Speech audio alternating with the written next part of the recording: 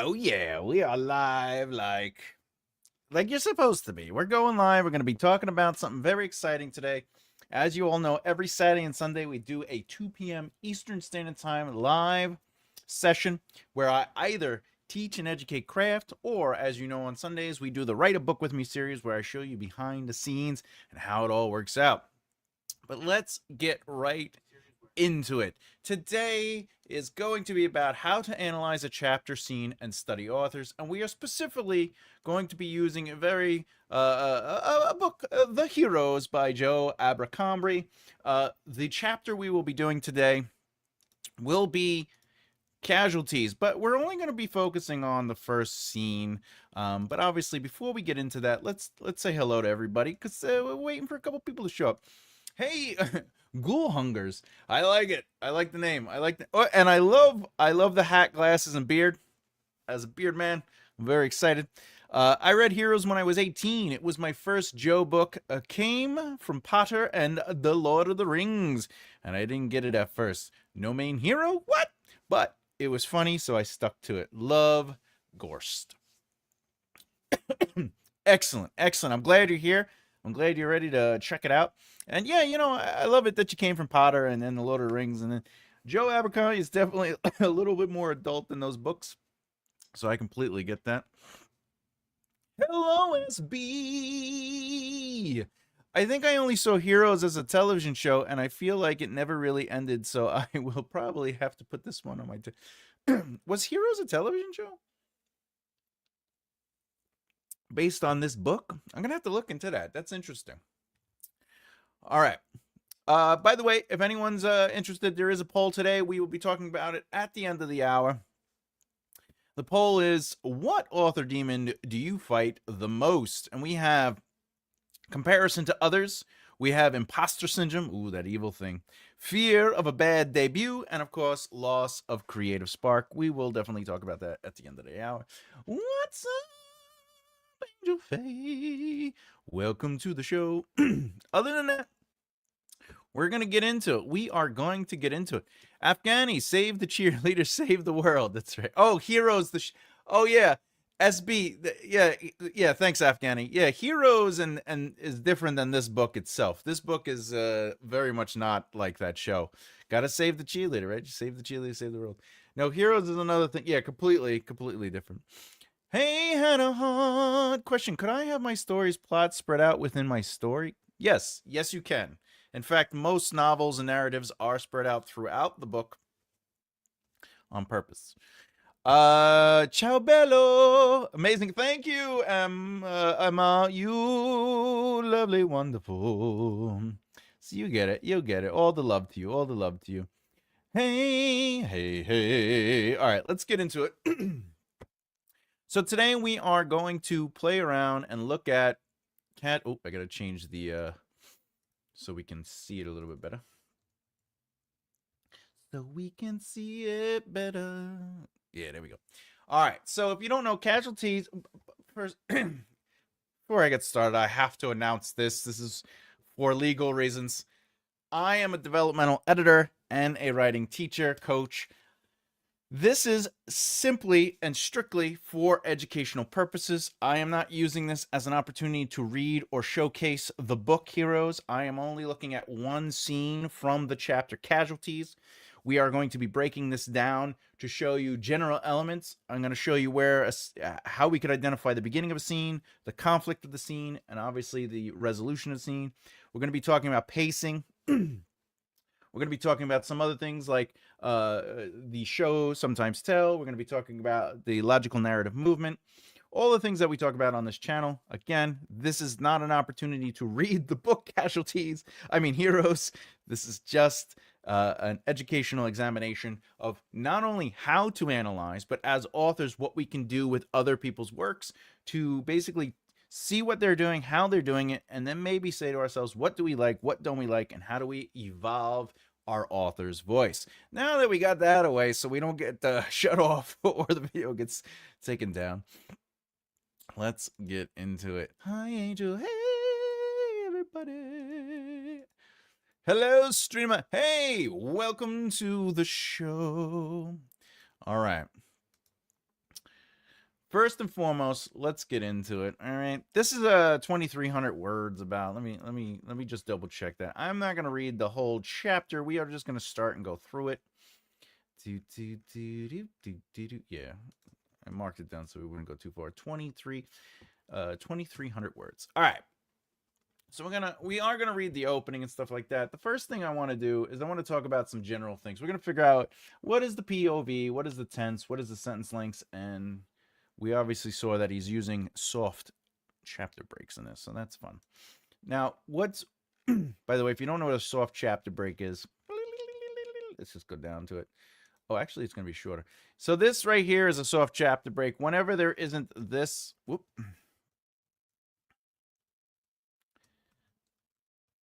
If you don't see this on the page, this is a hard chapter break. All right. And usually it's like this. It looks like that. There's like a space on it. Okay. What does a hard chapter break versus soft chapter break mean? It just means that the hard chapter break is a longer jump in time. We are potentially changing complete POVs in a completely different area. Like, for example, if we're in the house in one, a hard chapter break might be somebody else in another house or a castle or outside, whatever the case is. Soft chapter break means that we are moving through the scene itself. They are quick, they are smooth, not a lot of time has passed. You can change POVs with soft chapter breaks. I will have to say, this is a little shorter, so we might be able to actually read through that whole scene. Okay. Yeah, I think this is what. Yeah, all right, that's fine. So I like that he's using the soft chapter breaks. It is a good tool to use, especially if your chapter is going to be a little longer and you want to jump through things without changing the chapter. But remember, you can change the chapter. It's very, very important for pacing. You use for, yeah, you could use it for pauses if you want to learn that from a Sherlock Holmes book. Most bottom writers don't use it. Yeah, I would agree with that. Often you'll see that they'll just make a new chapter. I personally like using soft and hard chapter breaks. I think it helps with the movement of scenes. I think it helps especially with fight scenes. So, Malus, great question. So with a soft chapter break, I'll just go right back down to this. I'm sure we saw it 2 seconds ago, but I like answering the questions as much as I can. A soft chapter break is literally just a space like this. It's just a boom, done. The hard chapter break looks like this. Boop. All right. It's by the way, it actually could be any design you want. There you could use a line. Traditionally, it's the 3 dots like this, but it could be a line. It could be whatever. All right. With that said, the POV looks like Captain Lesnar. Now, this is a very important thing. When you're writing, you should be looking at this. If you're going to be jumping POVs a lot, it's not bad to start off the first line with a character. Also, if you notice, he's starting off in movement. And look how long this... People always like, you can't use long sentences. Prime example of one. This is one of the greatest chapters ever written in fantasy. So, as you can see, very much it's a long sentence. And we start off with Captain Lasmark thrashed through the barley at something between a brisk walk and a jog. The 9th Company, right? So he's adding like movement. He's adding some. Is this the first? No, this is actually this is closer to the this is like inside the book itself. Deeper. What we got here? Richard uses this a lot. I hated it always. He writes like 3 paragraphs of that. Oh, well, yes, that can become uncomfortable, you know. And again, you want to use your soft and hard chapter breaks as an opportunity to control the pace. But again, if it's happening all the time, that does affect the pace. It makes it difficult to read the book, you know. Interesting. I never really use chapter breaks. My characters are usually cohesive. Chapters are usually cohesive. I could have used the chapter break, but just split the chapter in 2. By the way, that's a choice, and that's part of your author voice. And that's what this whole lesson is going to be about. It's about how to analyze other people's work and then find out what you like and don't like. And by you stating that you like or don't like something, that's great. That is what we have to do as authors. And that's part of what discovers your author voice, is making a choice having a conviction to that choice, sticking to it, of course, being malleable when you start liking other things, you're not liking other things. So yeah, if you want to use full chapter changes to do it, do it. If you want to create a little bit of more rhythm within a chapter, use the hard or soft chapter breaks. I found a font that I use as chapter breaks. Oh, that's another thing you could do. Yeah, absolutely. Hey, Mellows. All right. So the POV is going to be, let's see, the enemy, we're before them now. All right. I'm just checking to see if it's third. If this is POV is definitely the captain. All right. Excellent. All right, sentence links. Let's look at that. I'm going to color in the sentences so we can look at that. And then we're going to get into some of the more complex stuff. But first, I want to just get through the easy stuff that you as an author can basically visualize as you're reading as an aside without going into too much of a, going, hey, let's go crazy into this. This is sort of something you could just pay attention to while you're reading it and just having fun with the book. I'm not going to do the whole thing. I'm just going to do a couple. Just do a couple. We'll just do the first page. We'll do the first page. Give you a little something, okay? All right. It looks like the same color. All right. Hello, M. What's up, M? Welcome. M. And remember, there is a poll. We will talk about it at the end of the hour. All right, so the first thing that I like to do when I'm analyzing a chapter is I like to look at the sentence lengths, and I do color them in. I prefer to do this visually. It helps not only because I have dyslexia, and over the years you have to find things that work for you when you have those kind of issues.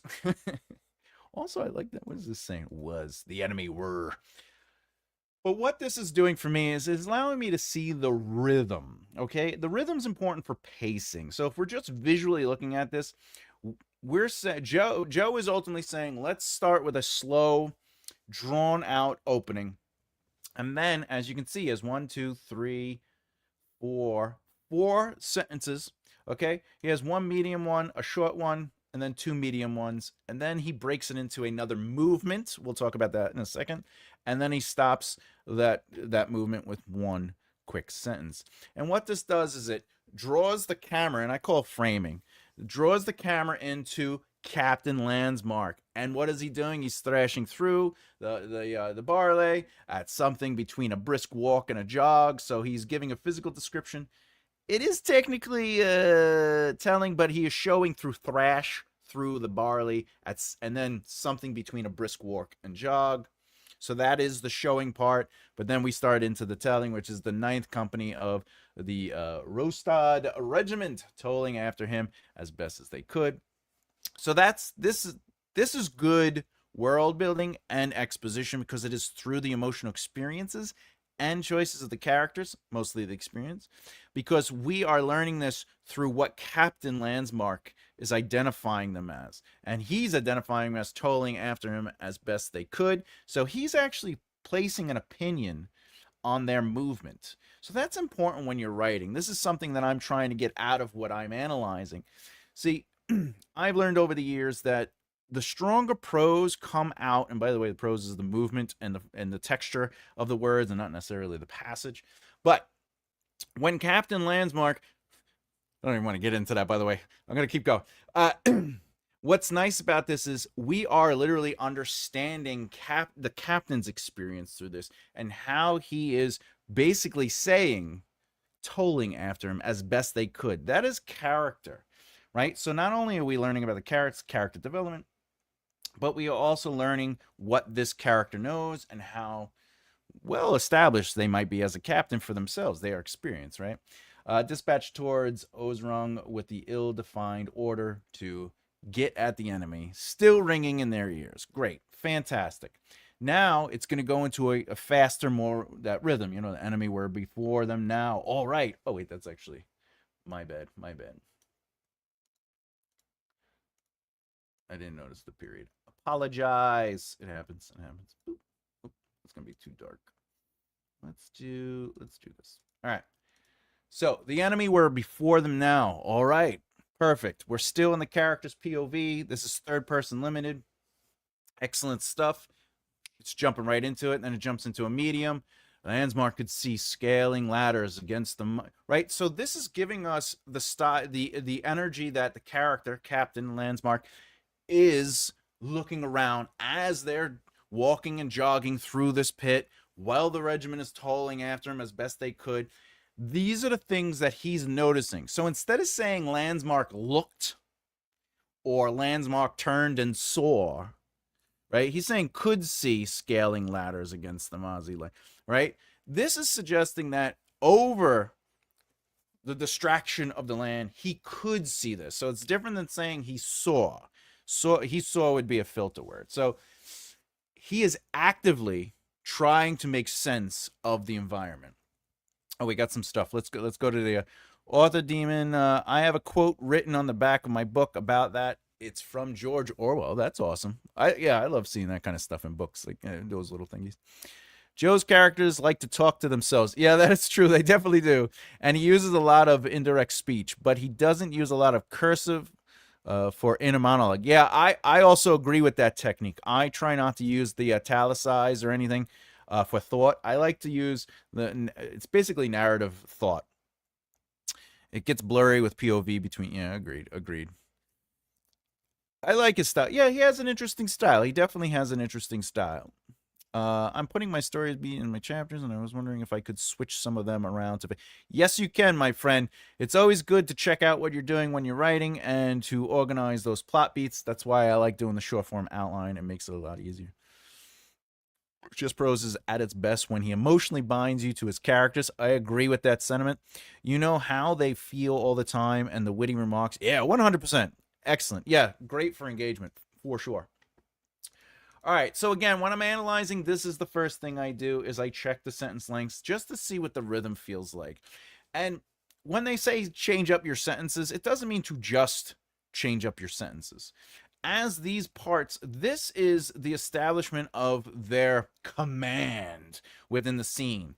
And then these shorter sentences are creating movement of character choice. The character, the enemy were before them now. All right, okay, this is the captain. All right, and he could see the scaling ladders. He's taking note of that. He could see missiles flitting. That's a great word. Flitting up and down. He could see standards. Right, his head is jockeying around at all the craziness that is going on. How do you do indirect speech for inner thoughts without italicized? Just like this, Malos. This, well, actually, that's less than a thought. Let's see.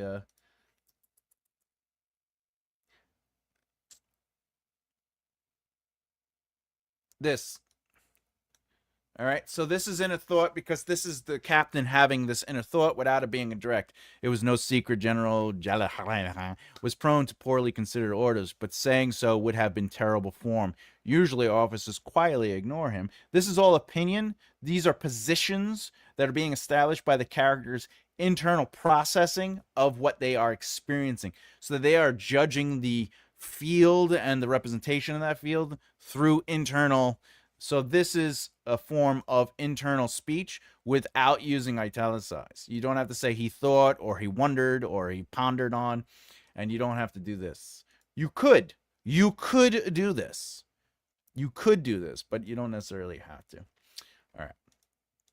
So the next thing I like to do is I like to see where the scene sets up context, where the scene challenges that context, and how the scene resolves that content. So let's get into that. Is my second language. Oh, English is my second language, so I don't understand some nuances, but I understand in English shorter sentences are better. It's not necessarily that shorter sentences are better. It's that shorter sentences help to create a faster pace. Faster pace doesn't mean a faster read, because it could still be a very difficult sentence. But faster pace gives the idea that the character is moving through that moment in quicker beats. They are experiencing it as if information is being thrown at them. Okay, so in this example, these shorter sentences are showing what the character is taking note of, and it's a lot of information being thrown at the character at once, which makes sense because they're in a battle scene.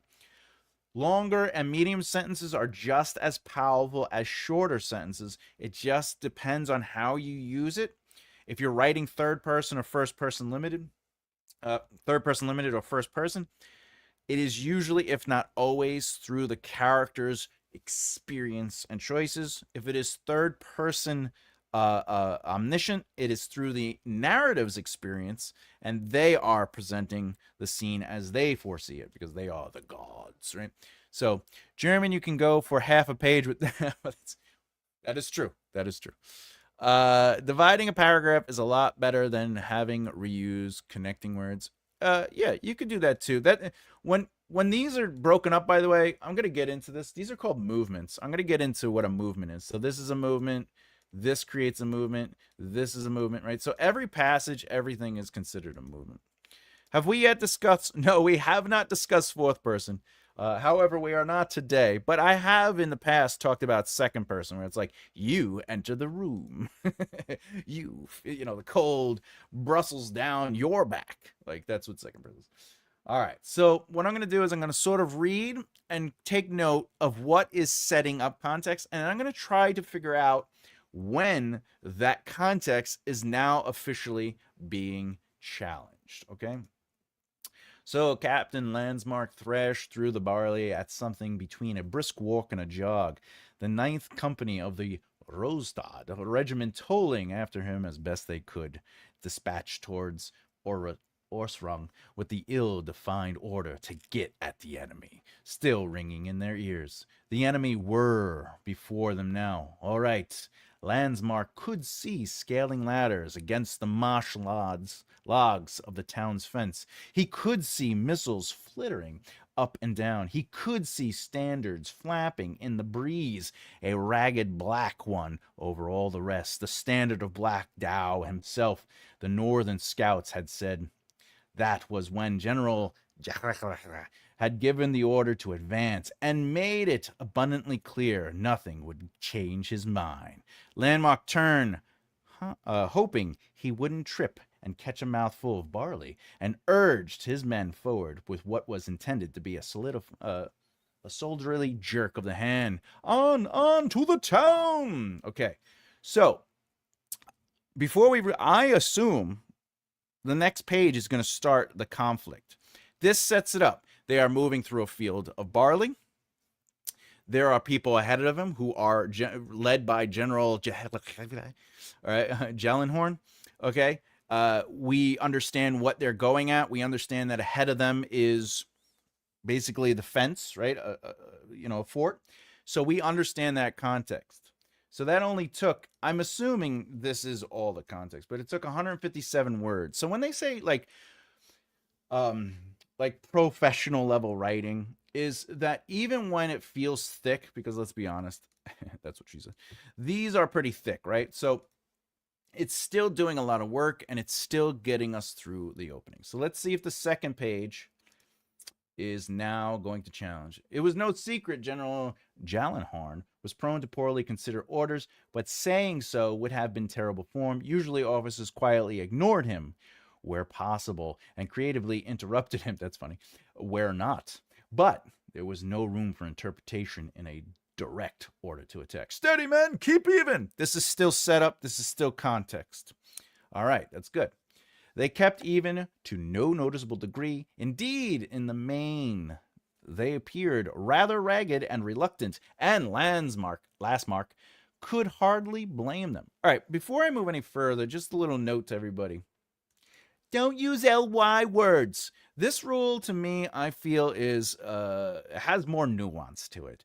The thing is, you could do literally anything you want in writing. Remember, before writing look like this, or look like your book, or look like a 2026 book, there were no rules. Rules were created because somebody wrote an idea down or spoke an idea.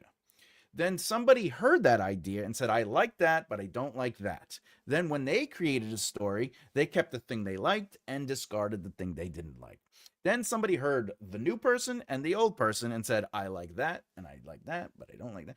Rules were created over time because eventually people were successful writers, and then people were like, hey, how do I write like you? How do I do this? And they would just teach this person the things they liked as a writer thinking they were the rules of writing. And that is how, over the years, writing has evolved, changed, and become what it is.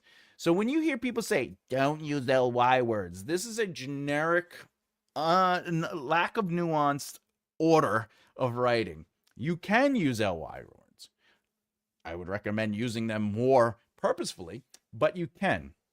If we go back up, it was no, this is passive at best. Don't use passive. You can use passive sentences. You can use was. You could do whatever you want. It's just, what do you want your writing to represent when you write it? And I don't say represent like, I want it to represent quality writing. Because quality writing is that you are doing what needs to be done to make sure the narrative is a complete narrative. It has a beginning, middle, and end. There's conflicts. There's engagement through tension. There's, a solidified resolution every so often, especially for chapters. So the idea of the words you choose, try not to allow, especially on YouTube or any other variation of, writer groups. If somebody says L word, you could find a better, stronger word. It's about purpose. Purpose will always outweigh the rule. Oh, I was joking. That sounds gimmicky. That's funny. That's very funny. Don't use words. Yeah, that's right, Afghani. The rule is don't use words. Yeah, the Y words, I didn't know it was a written problem for everybody. I sometimes use them. I sometimes don't. The thing is, have choice, make a conviction. That's all. If you want to use the ly word, sometimes you just want to get through the scene. Other times, you can play with it a little bit. You can kind of go a little deeper. I have a little thing where I do, like when I'm on my third or fourth draft, if I find the word with, I try to get rid of it. I try to get rid of any passiveness. I try to make it more direct and active. But, that's a choice. I didn't know it was a written problem. Oh, yeah. All right, so let's get into this. So we're going to continue on. We are still in context. We are still in the beginning. Steady men, keep even. Very good, very good. They kept it even to no noticeable degree. Indeed, in the main, I read this part, the barley itself, especially since a good part of the regime was still clogged up in the shambles of men and equipment on the bad roads south of the river. So this is very like geography, right? That's another rule people say. Don't over complicate things with all the geography. But these are soldiers. They're in the middle of a battle. They're trying to understand the field. So this is telling us who they are by showing us what they're paying attention to. So it's very important to think like your characters, right? And that's the thing. Sometimes characters are going to use ly words, but also sometimes characters are going to be like, when I was much younger in my mid to late 20s, as an actor and a writer, I had a friend who was a private investigator, and he let me work with him and his people to research investigating and stuff like that. So while on investigating, one of the things that I always noticed that they did is they knew exactly what kind of car every single car was. So, but when they wrote out their reports, they didn't just go, I followed a car. They go, I followed a 19 blah, blah, blah, Plymouth, blah, blah, blah. It was right. And they'd have very specific details. So to an investigator character, they're going to pay attention to these specific details. To somebody who's running for their lives, who's not a fighter, a warrior, or in the army, and there are people attacking them, they might not care that the roads are to the south of the river. You know what I'm saying? So when you're writing, this is the thing that I'm getting from this, and that is part of the analysis, is when you're writing, it should, the mood and flow of the word should come from the experience or purpose of a character. All right. But an officer has his duty. He had made representations to Major Popol, and the major had representations to Colonel so-and-so, who was ranking officers. All right, so this is still all set up. Alas, experience did not support that conclusion. Uh-oh. Careful. Watch the tree line. Tree line was in distance to the north and still ends a particularly looming threat. He did not care to imagine how many men could be concealed in. Okay. This feels like we are getting into the beginning of the middle. So I'm going to say this is the opening. So let's see how many words it took. It took him 340 words to set up the context. There is a lot of information in there. It is, I would consider this a slow pace because there is a lot of technical jargon, which again, there's nothing wrong with that. It's a choice. And also we are learning a lot of information, but it's in less than 400 words. So now we are officially, I'm gonna color this red so we know this is the beginning of the next the middle. Sometimes I don't. I limit my Y words only for important parts. I use a ton of them in the first draft, and I usually, yeah, that's the thing. When you're writing your first draft, excellent, flames. When you're writing your first draft for everybody, that's right. Just get it out. It doesn't matter if you're using L words, or if it's passive, if everything is they said, he said, she said, Arnold said. You could have all the saids you want. You could have all the dialogue tags as you want. But once you get to your second draft, make choices. Do I want less? Like, that's the one thing. I have a thing called the Scribe tier on Patreon that shows the evolution of my epic fantasy and the different chapters. And you'll see in the 0 drafts and the first drafts, it's like said. By the time you get to the third draft, I only show 0, first, and third. But the third draft, there's like almost no saids unless it's helping for rhythm or clarity. And that's the thing. As you're writing your drafts out, you're going to be cleaning up and creating a concise read. What's up, bro? How's it going, my friend? There is a lot happening in the scene, and a lot of people are there. Do you need to put some banter and dialogue of essential characters to make it more lively, or it's matter of focus? I love this question. I do.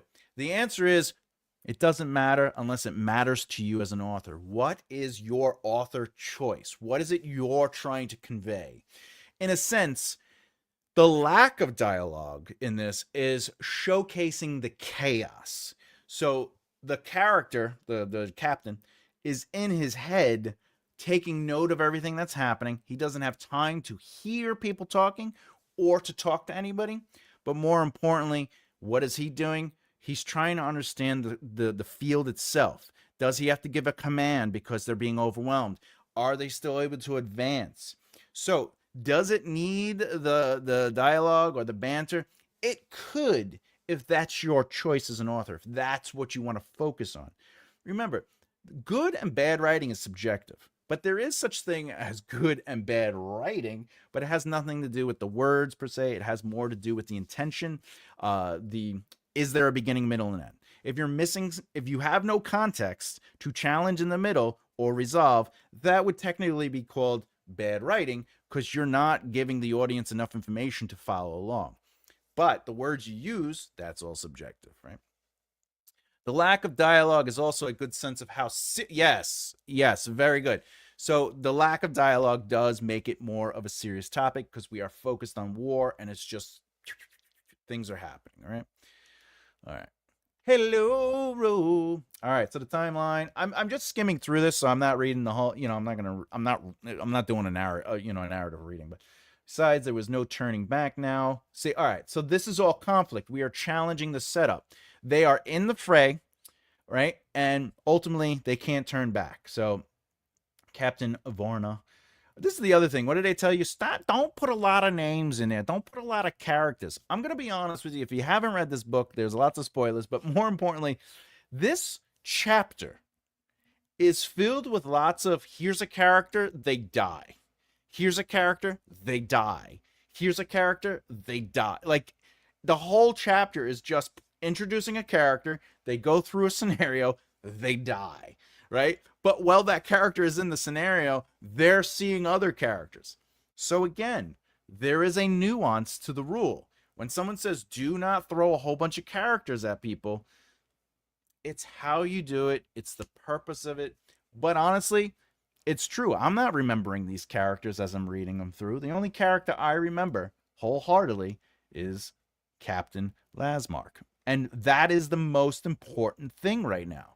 Is for me to understand what the captain is going through and how the experience is affecting them. So when you're writing, that's something to think about. It's not always about the finer details, though you can add them. But the reader is always going to be closest to the main character they're following, the POV. and what they are ultimately absorbing more emotionally and less subjectively. So subjectively is they're making I should say objectively. So when he's like, the people are coming, and there's a soldier there, and the general's this, and right? That stuff is just information. But when we hear like, there's no way back, there's, we're trudging through, the barley is getting caught in people's mouths, and like all the emotional experience stuff is going to be what we remember through the POV. So that is something to keep in mind when you're writing. Anyway, on their right, Captain was urging. By the way, that's how I read. Names. I just was urging his company ahead of the rest of the regiment, desperate to get into the action as ever, so he could go home with a chest full of medals and spend the balance of his life. So boasting, very funny. That fool of our own's going to pull us all out of formation, growled Sergeant Lack. Here's another example. What's the rule? Just use said. It's invisible. Don't use. No, make a choice, use the word. But I will say this. The nuance is purposeful. Growled Sergeant Locke. How does that identify their character? Could have been anything. He could have said yelled, he could have said screamed, but he chose growl. So it adds texture to the way the voice is used, specifically for Sergeant Locke. It has internal intention, which again, remember, narratives are made up of both plot and story. Plot is what needs to happen no matter what, and story is how the plot unfolds through the emotional experiences and choices of your characters. So the growled is an emotional experience. So just keep that in mind. Keep that in mind. All right.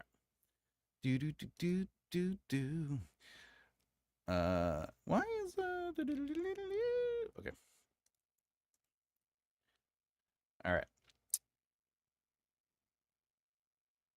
Some of your comments are not popping up on StreamYard, so I apologize, but I see them on the YouTube. Hey, Flowers, what's up? Hi, everyone. The grandsons are here, and we're having dinner. Can you say hello to Morgan? Yes, Morgan, Arlo, how are you today? Welcome to the show. They would love a hello from America. Hello from America, my friends. Thought you said Captain Phasma. Oh, here we go. It's all popping up now. Great. Flowers, have fun with your grandsons. Do. Thought you said Captain. That's funny. Hello to Morgan and Arlo from NEUS. All right, so the captain is simply, they're beaming. Awesome. That makes me happy. I'm so glad. Anything to make people smile. All right, the captain is simply obeying orders. Snapped. All right, so this is still all conflict. The captain is simply obeying orders. Snapped Lasmark, and then under his breath, now that I know this kid's listening, I will skip that word. Forward man at the double. If the Northern did come, the worst did it. They upped the pace, etc., etc. I really like how he separates his dialogue and narrative using a space before the dialogue. I might use that for formation by. Yeah, it's definitely something. Hallelujah. I finished chapter 3. Oh, we get an applause. Break for that. Fantastic, Angel Faye. I'm very proud of you. Very proud of you. All right, let's keep it going. The upper the pace, the thrills. So this is still all conflict. Major Popo is in the land of the horseback. Sir, roared Locke, sir. I bloody know. Gasped. Again, gasped is a choice. All right. Lasmark. No breath to spare from moaning now. This is a great. By the way, Malos, you were asking before, and this is an example of internal narrative without it being italicized or he thought. Gasped Lasmark. No breath to spare from moaning now. That is an internal processing of what they are feeling. So that's important. That's a good example of what you were asking about before. I can't hear a word. All right. I believe. Let me just double check real quick. All right, we're still. Sonoba. All right, we're still in the conflict. He saw what Locke was desperately stabbing towards with his drawn sword and felt a horrible wave of cold surprise. There's a gulf of distance. There's a whole bunch of stuff going on. He was hard to tell. This is all still conflict. What I'm trying to identify right now is not necessarily the nuance in the words. We're going to do that. I'm going to do that when I'm done with this. I'm trying to determine what is the middle or the conflict that is challenging the context. And all of this is challenging their position. So keep that in mind. Hey, flowers. Remember, kids, in the US, some words mean different things than they. That is true. 3,300 words. Wow. Fantastic. Congratulations. Ain't no fair. Angel fair. All right. The roast toad regiment was outnumbered. Conflict challenge. They're outnumbered. They went in. They got outnumbered. Several companies were still following Popole. Okay. Excellent. Oh, Northmen waited. Others had stopped, aware of the approaching threat. On their left, seeking desperately to form lines. Halt! He screamed, rushing into the barley ahead of his company. Oh, yeah, I remember that. Spinning about and throwing his arms up at his men. Form lines facing north. All right. This is good. This is good so far. I will catch up tomorrow. Flowers, you have a wonderful day spending it with your grandkids. All right. The little face. All right, let's keep. What? All right. Drew his sword. He picked it up. Cheap. Hilt. This is still conflict. He paid less attention. They were on a parade now. More the pity. Glanced over his shoulder. Found he was chewing so hard at his lip he could taste blood. Excellent little detail. That's a good little detail. All right, let's keep it going. The words froze in his throat. Cavalry had emerged from behind the village, even further to the left, a considerable body of cavalry. Okay, honestly, I think this is where the ending is going to be start, but steady. When he turned, his men already, he caught a glimpse of the major. Not in the... Oh, this is all definitely the conflict. Conflict. Shite. He looked up at the tide of howling men.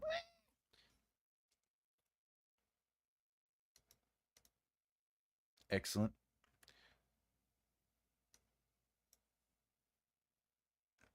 All right.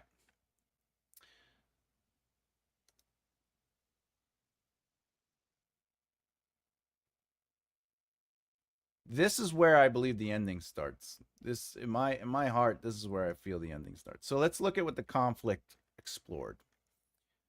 So the conflict itself of the scene is 593 words. This is fantastic. This is ultimately, it took just under 400 words to set up the context, and then it spent the next 600 words basically challenging that context, showing them in the fray of battle, as one might say. And now we are setting up, this is starting the end or the resolution. So this is basically they're being overwhelmed. And here we go. We are getting into it. Again, if I'm not seeing your comments in StreamYard so I could show them, like I could show these comments, I can see them in YouTube. So I'm just going to read them if I don't see them. How many, Ghoul Hunger says, how many he is okay. I try to use names, he and some nickname, but if I write some solitary characters going, I tend to overuse he. I try to all right, so my feelings on, he's basically asking about like how often can you say he. Again, this is an author's choice for your voice. I personally like to do a few things. You see where it says the and then it says the here? For me, that's too many the words in a row. I like to okay, it finally popped up. So what I like to do for this specifically is I like to break up the rhythm of the words. So if I can, I will just mix and match. I like to also do things where I start something off like this, a considerable body of cavalry bearing down. So I'll become more descriptive or I'll move through just a beat and then I'll get back to he. This is very much something like I would write. The words froze in his throat. So instead of saying he couldn't talk, his words were frozen, I would just say the words frozen in his mouth. It is direct. It's still active. Okay? And then I move to something else. And then I go back to the cavalier. And then I can end on he. It is just a choice. As an author, you have to make choices that really represent your voice. You can use he, him, his, right? You could say the character's name. I will say this. Brandon Sanderson did say a really useful word. If you're worried about overusing somebody's name, just use the name. And the reason is because when it comes down to clarity or style, clarity should always outweigh style. Style can be fun, but if the reader cannot understand the context of what's going on, it doesn't matter what you write. It's all just confusing and gibberish. So we know that this is all in the captain's POV because we established that. So anytime it says he, we know that it's playing with that character, Landsmark, right? Captain Landsmark. But personally, if you don't want to use it all the time, don't. If you want to change it up, like I said, the and the on the screen, that's too many. For me, this is, but again, it's a nuanced word. Here's he. Look, he. Just like Michael Jackson says, he, right? He. This is one paragraph, or I call them movements. It is a movement. All right. So we have 1, 2, 3, 4, he. Me personally, I probably would change that up. It would give me an opportunity to play with the paragraph. It does not mean what Joe did here is bad. It does not mean if you, as a writer, choose to do that is bad. It's a choice. It's an author voice thing. So I personally don't like using. Does that mean occasionally you'll catch it, but don't use the. I feel like the limit of he in a paragraph is 5. After that, it becomes fatigue, fast, best. Well, again, the nuance is if it says he got into the car, he turned the key, he hit the gas, he turned up the radio. Now that's the fatigue, is because it's monotonous. It's not showing what I call movement. But if it's he got into the car, comma, turning the key in the ignition, the AC blast as the radio blew in his face after the engine cranked. He lowered the radio. Right? So now, you know what I'm saying? Like, you can play with that. So you just have to be careful that you're trying to create a rhythm of movement, and you do that by changing up your starting words. Those words can always be 100. Yeah, absolutely. All right, so real quick, we have 47 minutes. All right, this is the ending. I'm not going to read the ending, but it's concluding with 655 words. And why is this the resolution? Because the opening set that they were heading towards a fort, a base. The middle is they got overwhelmed, and then the ending, the resolution of the scene is that they got overtaken and lost. If you want to know, basically, he tried to get up, but the world was spinning. The captain dies. All right, so let's go back to the top. We're gonna talk about something else. By the way, if you want to know what pace really is, pace is the speed at which information is presented to the reader. So if more information is presented to the reader in a short time, that is a slow pace. If less information, while still maintaining clarity and forward momentum, is presented to the reader, that is considered fast pace. However, slow or fast pace doesn't include slow or fast read. Those are not the same thing. They are different things. Okay, so keep that in mind. Let's talk about so I've actually been talking about character experience through this, but if we're going to look at something just when I talk about character emotional experience and choices, it was so secret. This is actually called a position. We talk about that too on this channel. A position is a belief and how much they believe in something. So the captain believes this statement. It doesn't necessarily mean it's true. It just means that they believe it. It's subjective beliefs, right? Usually officers quietly ignore him. This is position. So this is not necessarily character experience or choice, though technically they are making a choice to have this position. They are during a battle, they are thinking about this. They're making a critique, right? So that makes it a quote unquote choice. but we are still, this is character development because we are learning about the character and their positions. Steady men keep even. This is a choice, character choice. So this is through the character's emotional choice. They kept even to no noticeable degree. This is technically a choice because that is what he's recognizing. So choice is what they pay attention to and how they perceive things. The emotional experience is the immersion stuff. So indeed, in the main apparent Landsmark could hardly blame them. This is still choice. They are making a critique, their subjective opinion. He didn't much care for changing. This isn't really telling, but it is processing. Trying to look for more experience. No, the tree line was distance. He did not care to him. This is all right. To me, this is there's not enough showing for me. But then he thought that whatever he saw besides there.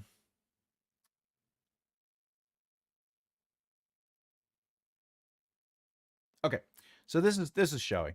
This would be the emotion experience. They upped the pace, all tiring, men occasionally catching a boot and a sprawling in the crops. They ordered fraying with every stride. They might have been halfway between the hill and the town now.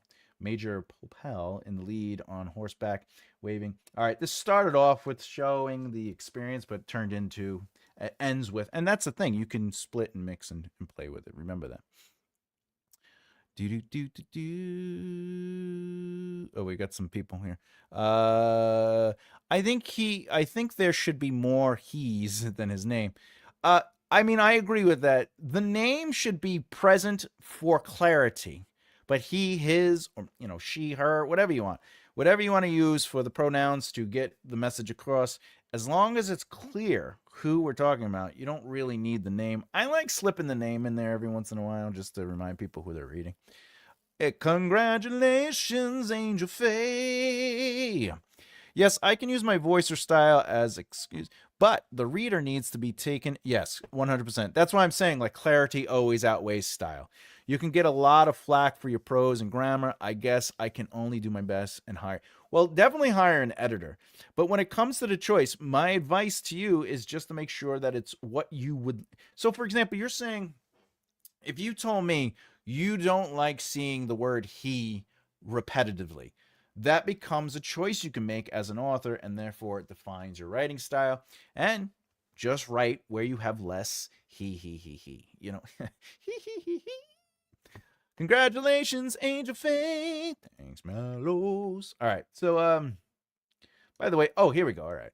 I bloody know, gasped Lasmark, no breath to spare for moaning now. That's experience. That's what shows sometimes tell looks like. That honestly, Joe does write very tellish stuff, but that doesn't mean we're not necessarily experiencing it. But we're gonna move on. Something is happening, but nothing is happening. None of that is. Joe very much has a cause and effect. So if you ever hear me on this channel say something is happening, but nothing is happening, it just means that it's just this and then this and then this and then this. For things to happen, it means that there are choices being made by the characters. The characters are experiencing things, but also the choices of the characters are influencing the narrative movement. Even though X must happen, they are still making choices, and then like the narrative gets to play in that. What if a character's name is he? Like He-Man? Well then, you're right, you're up shit's creek. All right, let's talk about logical narrative movement, about explore, expand, or qualify. If this is your first time to the channel, I will tell you this. Logical narrative movement, I'll put it on the screen. Logical narrative movement is letting each sentence follow naturally from the previous one by carrying forward an element that was already introduced. Doing so, the next sentence will either explore, expand, or qualify that element. Right? So basically, what does it do? It goes deeper into that element, explores its details. If it expands by widening the element itself to connect it to another element, you can do that as well. And of course, to clarify the element's meaning or relevance. Okay, so that's something to keep in mind when we are talking about this. I'm gonna show you if he does that. Who are you? I am you. No, I am me. Who are you? I love that. All right. Rush Hour, if anyone doesn't know. My English is limited. I don't have the range of expression of native speakers. So my writing tends to be a bit bare bones. Therefore, I repeat a lot of words and sentences.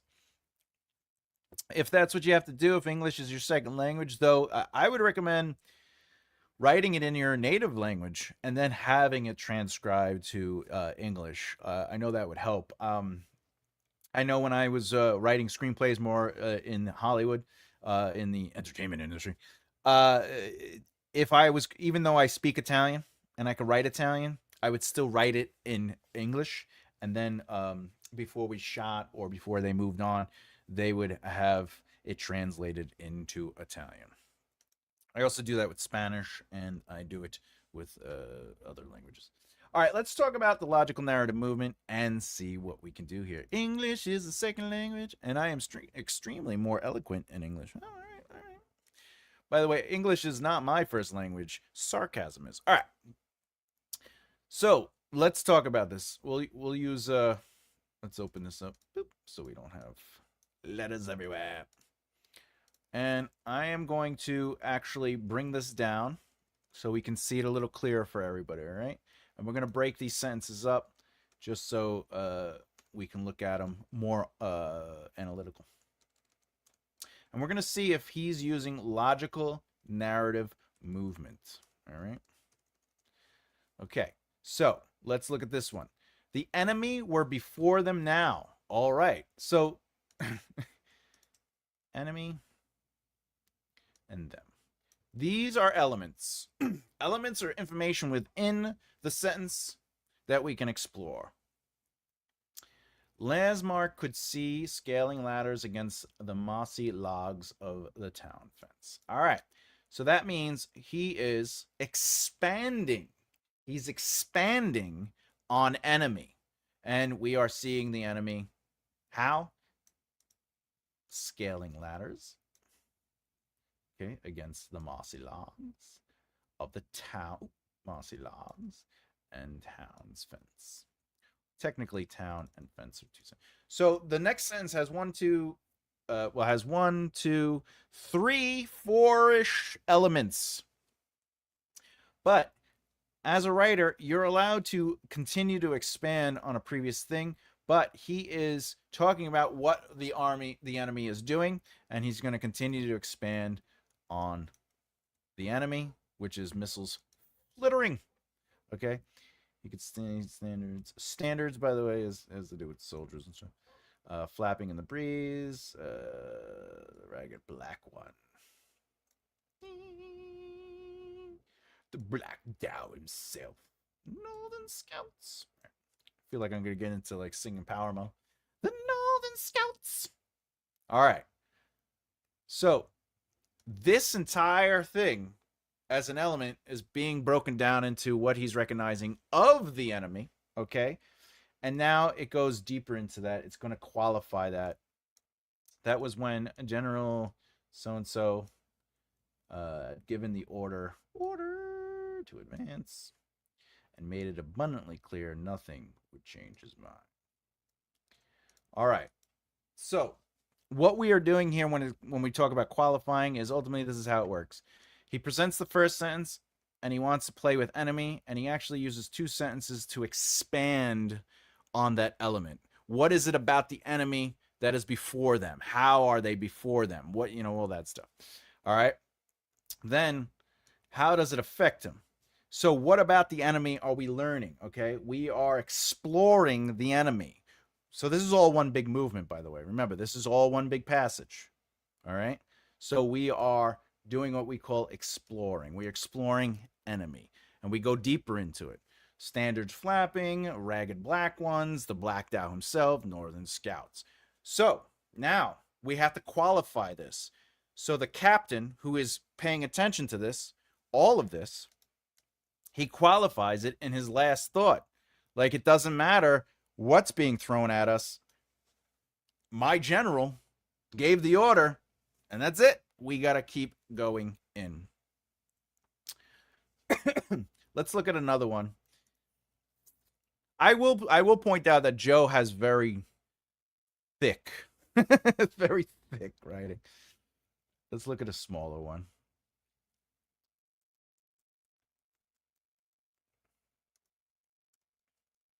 Halt! He screamed.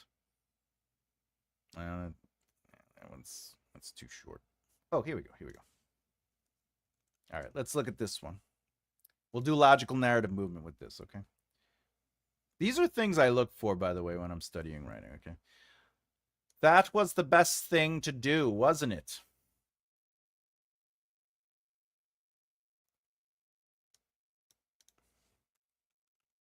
It's in reference to this. All right, halt, he said, screaming. Rushing into the barley. Okay, ahead of his company. Spinning about, throwing his arms. Okay, form line, people, form line. Okay, now, just to be clear, you can, as a writer, choose whatever element you want to expand on. Logical narrative movement just means that the next sentence should logically connect to the correct element to maintain movement of the narrative itself.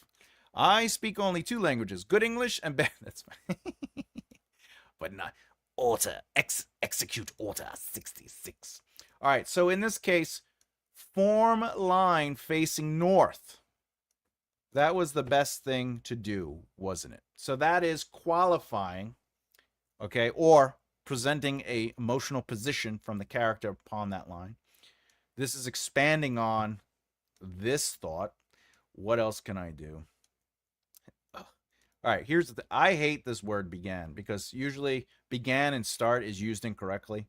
In screenwriting, if it says they began, it means they're interrupted. If they started, they're interrupted. But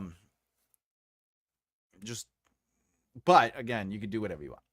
His soldiers began to perform a shambolic mockery of a wheel. That's funny. Some faces purposefully, others panicked. All right.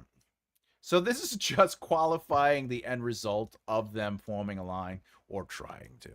All right. A good paragraph is self-contained, short. But yeah, we call that a movement.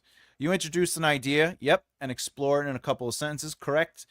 Get to another paragraph. Build them like bricks to make a page. Sense is like yes, correct. So one movement should move to another movement, just like sentences. So when you're writing, that's exactly how it should work. So let's talk about movements since you brought it up.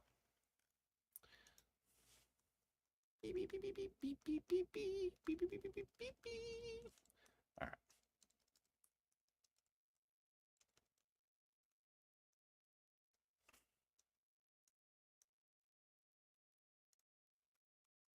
Okay. So the reason this is a movement, just so to be clear, is that it is establishing every element in this passage is connected. Captain Landsmark thrashed through the barley at something between a brisk walk and a jog. The 9th Company of the Roadster Regiment, toiling after him as best they could, dispatched towards Orsrung with the ill-defined order to get at the enemy, still ringing in their ears. Every element in that movement is represented. If I had kept it like this, the enemy were before them, now, all right. It is a change. The reason this is a new movement is because the movement has changed focus. So think of a camera. I call it framing. All right. So this is the first frame. This is the establishing shot. So if you're watching a movie, what do we see? We see Captain Landsmark ahead of his soldiers, and he's walking through barley. Now, this shot is actually on the enemy. So the framing changes the movement. We are officially the enemy war before them now. All right. Landsmark, one second. I just want to make sure something. Just want to make sure it's correct. Casualties. Yeah, all right. That's correct. That is correct. I have the book right here. All right. So the enemy were before them. All right. Landsmark could see scaling like we said before, the logical narrative movement of this particular movement is all establishing what the enemy is doing ahead of them.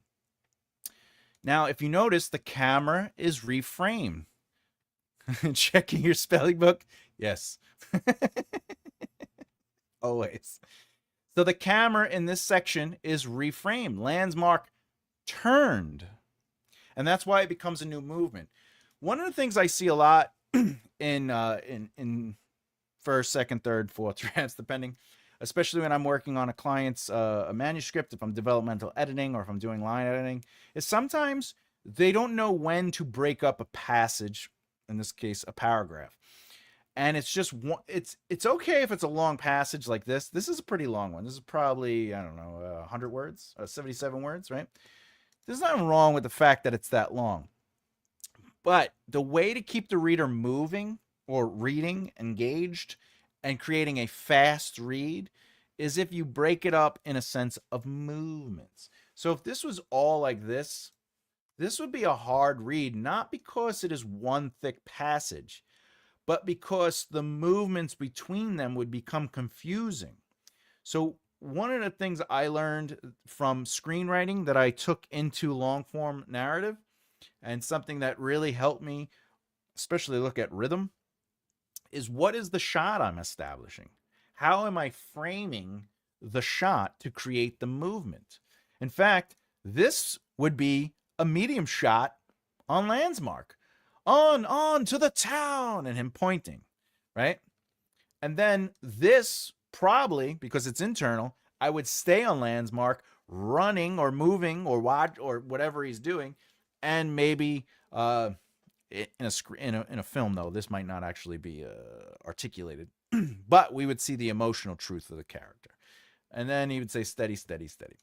Now, this is a new framing. They kept even to the noticeable degree. Indeed, in the main, they appeared rather ragged and reluctant. So we would be showing that on screen. So that's how you dictate if it's a movement or not.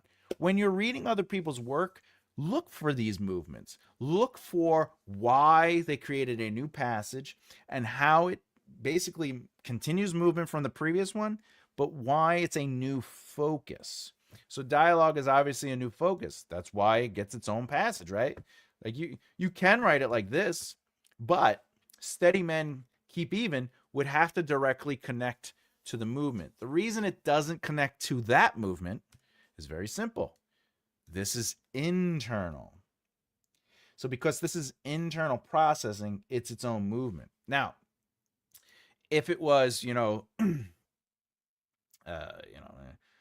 captain tripped on the uneven field, catching himself as he dropped his weapon. Steady, men, keep even. That becomes a continued movement of that behavior. This behavior sets up the motivation why he's telling him, steady, men, keep even, because he fell. Not that that really happened. I am not writing Joe Abercrombie stuff, but that's how you could put dialogue into a movement, is if the dialogue is connected to the emotional movement of that piece. All right. Other than that,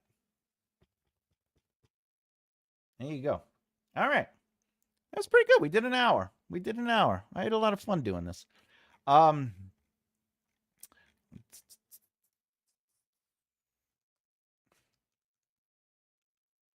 right.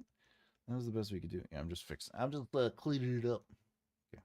So this is what I do, by the way. So to study, to help me understand what I'm looking for in other people's work, to help me develop as a development editor, but as an author as well, is I'll take a chapter from a book, I'll copy it and paste it into Google Docs or Word or whatever, and I just go through it.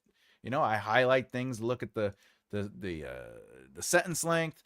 I check to see what they're doing that's considered wrong, like, oh, they're using, he a lot, or they're, it's all the L words. Because what I'm training myself to do is to remember that everything that we write as authors is a choice. And as long as you are convicted in that choice, it becomes your author voice. If you don't like something, don't use it in your writing. If you like something, use it in your writing. However, I will state that just because you like it and just because you like writing and reading that doesn't mean other people will. Our job is not necessarily to get every single person in the world to read our books. It's our job to allow the audience that is interested in the kind of stories we are telling through the lens of our author voice and get them to appreciate what it is. It's like when I used to do stand-up comedy full time, and I've talked about this many a times. I would see comedians go up there and feel like they failed because, maybe half the room laughed or a third of the room laughed. And they're like, oh, I wanted to get everyone to laugh. And I'd be like, listen, you're not doing your show. You're on a show with four other people, or you're on a night where, like, the comedy club asks you to just come in and fill a spot. If Louis C.K. or Seinfeld, if Jerry Seinfeld went on stage, okay, and everybody there paid to go see Jerry Seinfeld, and only a third of the room laughed, now it's an issue. So what does that mean? It means if your audience is buying your fifth or sixth book and they're like, this is not working for me anymore, that's the issue. But you do have to make choices as an author to get to that voice. Angel Faye, have a good night. Thank you so very much for hanging out with us. I'm thinking of making a channel just writing new stories. I could do 4 pages an hour, each day a new video of raw first draft of short story, maybe editing as B content. That doesn't sound stupid at all. I think that's a great idea. I think more authors should show their work in process. That's why I do my Sunday, where I am showing behind the scenes of the writing process, writing a science fiction first person story in real time on the screen and going through the process with everybody. Because a lot of times on YouTube or other avenues to learn, what happens is we are just being told what not to do. Like, these are 5 things you shouldn't do, or these are 10 things you shouldn't do. And then it really sticks with us because we're like, oh, I use ly words, or I use I don't use the name all the time, or I didn't use said, I use growled, right? So it's good to see that the writing process is indeed a process. So if you're starting with a 0 draft or first draft and then watching that evolve, that's important. Those are important things to play with. I'm just saying. I am just saying. I think that's a great idea.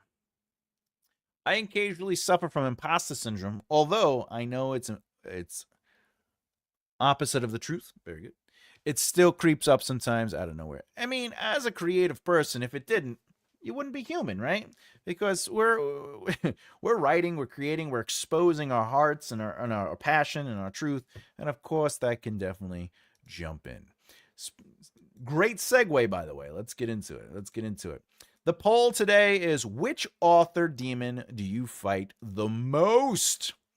Exactly. Most booktubers say a lot how not to do it instead of what you do. I appreciate that. Yeah, I mean, that's my goal with this channel, is to show the process and show. I just filmed a couple of videos where I took like common don't do's, and I talk about what people are saying don't do, and then I explain the nuance of what you can do. Just because, again, all rules are rules because more people said I like this and less people said I don't like that, right? So everything is nuance.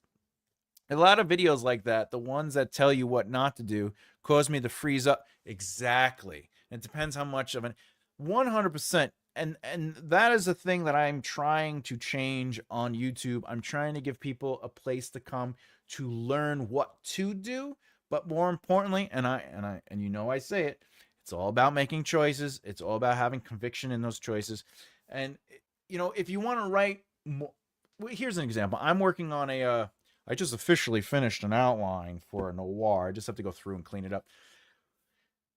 But in that book, I'm not going to get as deeply descriptive as I do in my epic fantasy books that are written in third person limited, right? Or cinematic third person limited rotating, right? In the noir crime thriller that is still fantasy based, but it takes place in like a modernized world, I'm going to write it smoother and cleaner like a noir. It's going to be straightforward. And those are choices we make for the presentation. You know, so like, what are the rules, right? The rules are basically whatever it is you want to do. But I do believe there is such thing as good writing and bad writing, but I don't think it comes down to the words. It comes down to the intent. It comes down to what you're trying to do. I do believe a book is not complete if it doesn't have a beginning, a middle, and end. Though that doesn't mean you can't start at the end, which is a flash forward, right? It just means that whatever the beginning is, it is setting up enough context, not everything, but enough context so the reader knows what's going on. The middle will always challenge that context, and then the resolution will always solve the midpoint problem, even if the protagonist loses. We all suffer from imposters. I mean, it's definitely something I suffer from. In fact, Emma has to deal with me crying once in a while. And then she has to be like, stop being stupid. You know you're good. And I'm like, what? Me? There are some confusing tenses, like historical present, red rising, writing like thing is happening to you right now from first person. Yeah, I mean, tenses can become confusing. First person tense is always going to be the direct experience of the POV. Third person limited is going to be directly outside, close to, like over the shoulder. We are going to still understand the movement of everything through the character, but we might not necessarily be told their perspective, so forth and so on. Has everyone? Oh yeah, that's right, everybody. You gotta boop. You gotta boop, boop. Behold the son of bloop bloop. If you haven't done so already, remember to bloop the beard and bloop that like button. All right, let's get to the poll. We get to the poll. Emma, oh Diana, I didn't know you were here. Hello, hello, hello. What weird is I'm watching your video while watching another one on my iPad? That's a writing live chat. It's a hey Sophia von Aya. So many there are lots of tears for me when I complain. You're two timing, Thomas. It happens. I'm okay with that. What do we got? I'm playing GTA while listening to Thomas. I'm not getting much writing or work done. That's okay. Grand Theft Auto is worth playing. Watching this made me rethink the first episode of my book series. I redesigned it to a more like a old school anime I used to watch. More straightforward with action and character. I love it. I love it. All right. So poll is, which author demon do you fight the most? We have 22 votes today. I'm happy about that. Very exciting. We have comparison to others, 23%. That is a hard one to deal with. This is the one I fall into the most because I'll start reading people's writing, whoever the writer is, and even self published authors, I'll be reading and I'm like, my writing doesn't feel anything like and my brain starts going to that overload. It's like, I don't write like this. Like, does that mean like, is it even good? Is it even interesting? I don't write like, and I think that's another reason I do the Rewrite the Great series, because that's me working through my issues, and I have to keep reminding myself, I have a voice. This is how I write. It doesn't mean it's good or bad. Some people like it, some people won't. And it's just taking what has been written and going, this is how I would write it. There's nothing wrong with the choices we make as an author, but that is something I do battle. So that is the one I would pick the most, comparison to others. Imposter syndrome. Oh yes. This I have dealt with imposter syndrome when I started as a young lad. But as I got older, the reason I stopped worrying about the imposter syndrome is because if I am in the industry, then I know I deserve to be there. But it's the comparison to others that makes it hard for me. It's not imposter syndrome in my mind. It's is what I am choosing to write and how I write it comparable to this? But I had to learn early, when I was playing in front of 3, 4, 5,000 people as a musician, and I deserved to be there. When I was working on SNL, I deserved to be. I had to realize, wait, I'm in these areas, I'm in these communities, I'm speaking as an authority, or I'm whatever. That's how I had to get through that imposter syndrome. Oh, we got more stuff. Let's go back. Da, da, da, da, da, da. Oh, we talked about that, right? Yeah. I've procrastinated all day. Has been impressive. I'm impressed with you, Emma. I think you're a fantastically impressive person, so just keep that in mind. No, I like to have another writing video going as I write my story. Yeah, look, if that helps you focus and pay attention, go for it. Thomas is Polly, so it's all good. That is right. I am Polly, so that's okay. If you want to watch other people's videos, know that I am Polly, so it's okay. My demon is my innate laziness. Yeah, but is your demon attractive and a shadow daddy? Because then it's worth being lazy. I chose comparison to others. See, you and I, we're so alike. We're so alike. But I would say, listen, bro, you got some great story ideas. So, be strong in that. Be committed to that. I'm having a pain day. Oof. I got some Tylenol if you want it. It's hard to concentrate right now, Emma. I feel like my scars wants to jump off my stomach and start to. Oof, yeah. Tell me about it. Oof. Pain days are not going to help with getting that stuff done, huh? Diana, you relax. You take it easy. No judgment over here. I need to get out of bed. Are you just getting into bed to go to sleep and you're like, I got to get up? Or is it daytime over there? What do you do when you are done writing your imagined or planned scene? Emotionally, you are empty and you face the question, what happens now? If I finish the book itself and I've done everything, usually I get ready to do all the press and all the marketing for it and everything like that. But also because I'm crazy and a workaholic, I continue to work on other books. At any given time, I'm working on 5 books in any variation of that. If I am working on a book and I write a chapter or a scene and I put all my emotion into it, especially if it's a third draft, I don't write more than 2 hours a day. I write every single day at night. I do a minimum of an hour. I'll break that up into 30-minute blocks. So I do 30 minutes, 30 minutes. The most I'll write is 2 hours, so it gives me 4 30-minute blocks, so I can take a little break in between. So that's always worked for me to keep my energy up. But emotionally, if I do write a really hard, heavy emotion scene, when I'm done, I'm glad I don't write more than those 2 hours, and I have to relax and I have to watch something, or I have to just kind of sit with music playing or whatever. So it really depends. Do you though, Em? Do you? He does. He's lazy, but he's earned it. My writing demon is where I can't stop thinking of brand new ideas for my story and start. That is a demon. That is a demon you need to fight, because the rule of thumb is just get it done, and then you could work with it and play with it later. But if you don't get it done, you'll never get it done. But I think it may be a bit too late for today. It's all right. No one's judging you, my friend. What's this? Take it easy, Diana. I go to the dermatologist on Tuesday. Hopefully, they can help with the scar pain. It's funny. I also have scar pain from my cancer surgery, and it can hurt. People don't understand it. They don't just like scar tissue or whatever. It hurts, and it's so weird.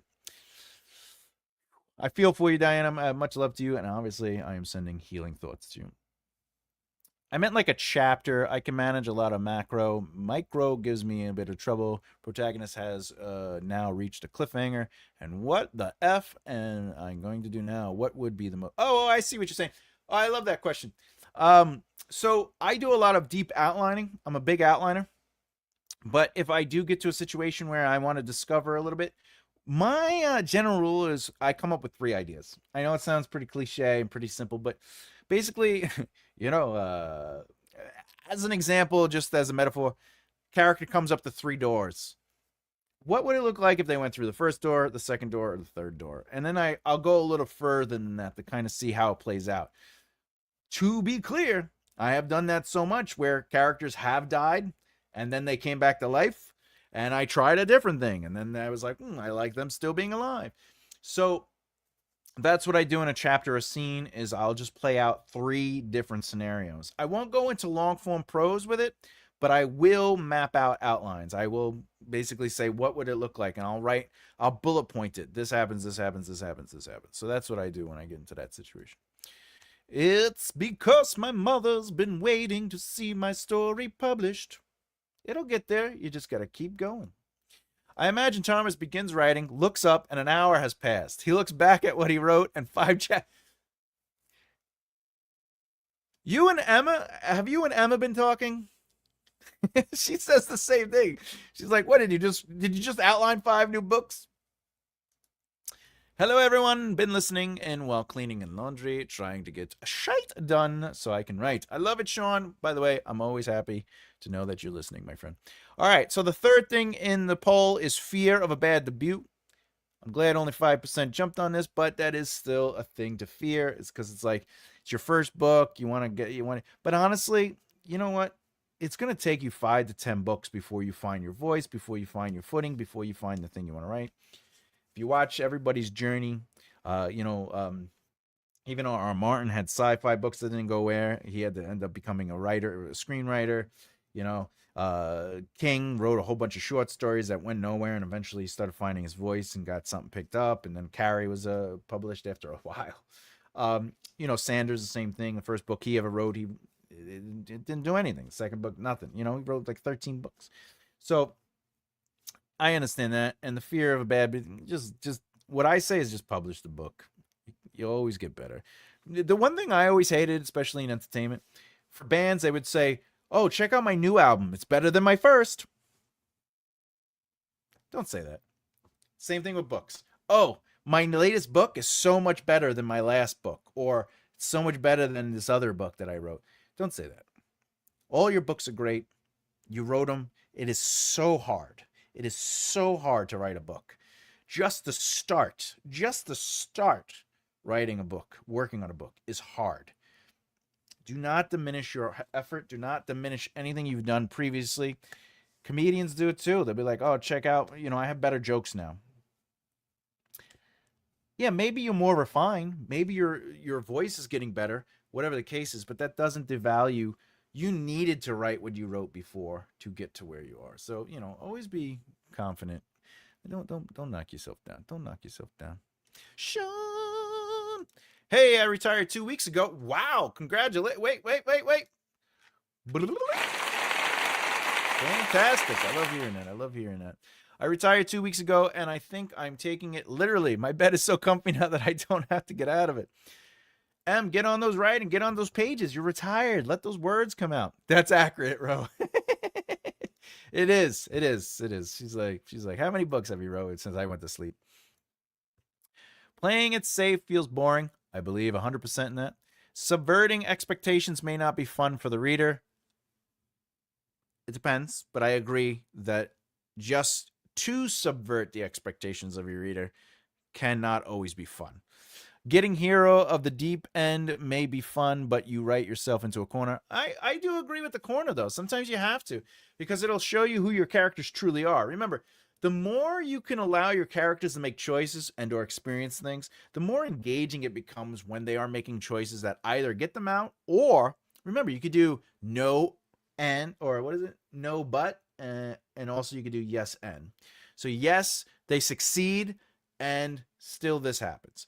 No, they fail, but this happens. And that can become very engaging, especially if we're watching the character develop and we learn who they are through their choices. So that's something to think about. Just burst out laughing when you said that I was filling my second bottle. I find the start of the story to be the most fun. Getting on with it and committing to an idea gets me tired. I mean, yeah. Now you know why I have at any given time 5 projects, because if I could do 30 minutes on one, then I get 30. It just keeps my brain. I have nonfiction. I have how to write books. I also have fantasy. I'm working on my noir now. I have the sci-fi book I'm working on. So that's how I keep my mind energized. All right, finally, we have loss of creative spark. So apparently imposter syndrome and loss of creative spark have tied at 36%. That is a demon. So that is something that I did deal with when I was younger. However, in the music industry, when I was in the music, something my grandfather used to always do, not that he taught me this, but he was a musician, he was a jazz guy, is he would just fiddle. And fiddling turned into something. So when I became a musician, my thing was I loved the writing and creating songs. I stopped worrying about is it good, and I started just worrying about what I was hearing. I wanted to start trusting my gut. Like I started practicing to learn my gut, to feel my gut, to be like I like this and making a choice on that. And that seeded over into my comedy, that seeded over into my acting and into my screenwriting and into my long form narrative. The secret to breaking that loss of creative spark is to switch things up. You know, like I said, I write nonfiction, but I also write fiction. I write noir. You know, switching things up does help keep the creative spark going. But remember, practice. Practice is an amazing tool to maintain creativity. You might not be working on a book, but you're practicing how to do sensory writing. You're practicing dialogue. You're practicing subtext. You're practicing whatever the case is, you're just practicing, and that helps keep your creative mind going. When I couldn't write music and I felt like I couldn't get a song down, I would just practice picking do do do do do do do do do do do do. And what would happen is while I'm practicing finger patterns and like rhythms, I would start working on songs. It just happened. But let's call it. We have a tie. I like ties. I like ties. All right. Ooh, we got some stuff. Let's see what we got here. Let's see what we got here.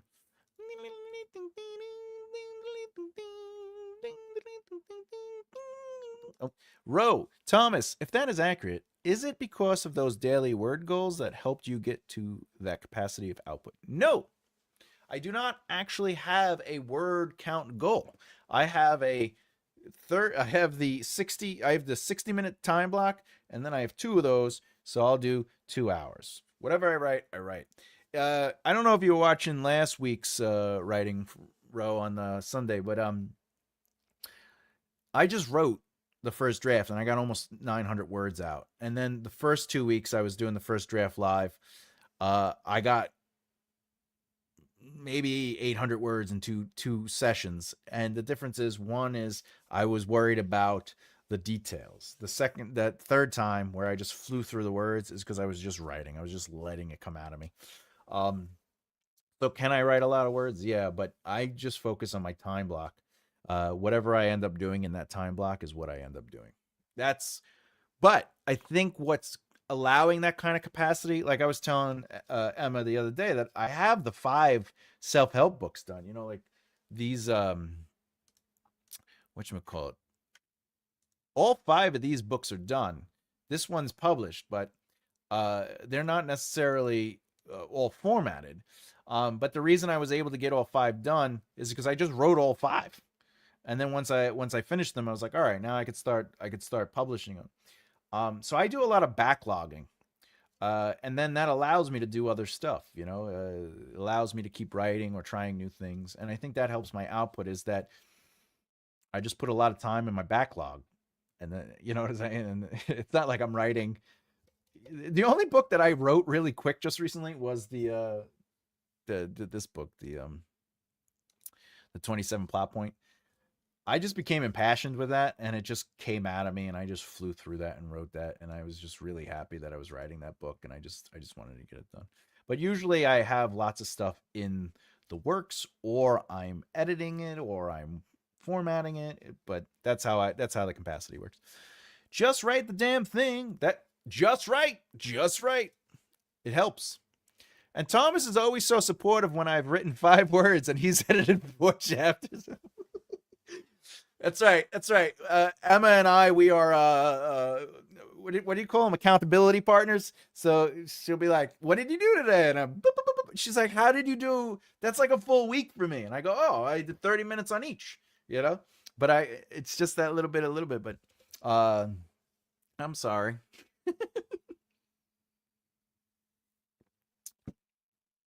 I'm still adorable though. What I do to practice writing in English is to transcribe. Oh, I love that. Hungers. Yeah. Sorry, I have dyslexia, so sometimes the smaller font, the smaller words. I love that. Also, I really love your profile picture. That's a fantastic practice. I'm drinking water. I'm drinking water. Jesus. Jeez, I can't. It's water. It's just brown.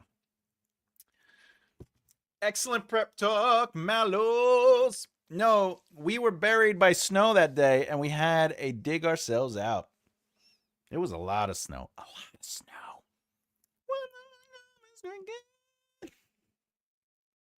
Sorry. All right.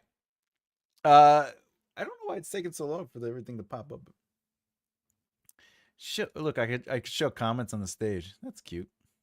Can you do wide? Look at that. Oh wow, look at that. That's cool. Look at that. Huh. Oh wait. Yeah, Thomas. My bad. I'll go back to water. Are you going to love my videos because my profile pic is just my photo redone in AI? Well, I'm happy to follow you. Let me see.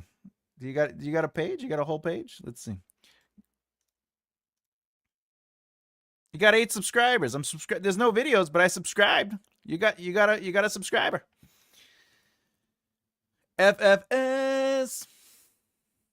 So it's not vodka.